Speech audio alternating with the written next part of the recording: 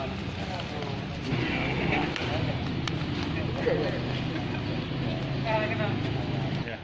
ayo ini dulu kita.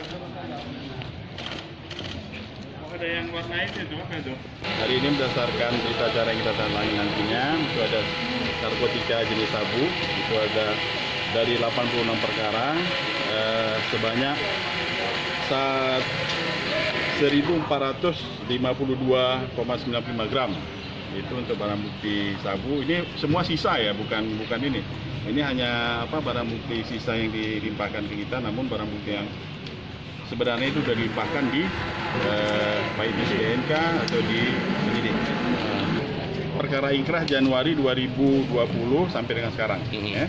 Kemudian ada narkotika jenis ganja, itu ada 20 perkara dengan berat sebanyak 3.307, maaf, ulangi, 337,96 gram.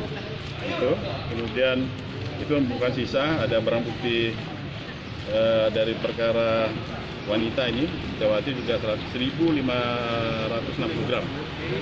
Kemudian minuman keras, ini minuman keras itu perkara kanun, ada sebanyak 12 botol dan 29 kaleng minuman keras yang telah kita musnahkan hari ini.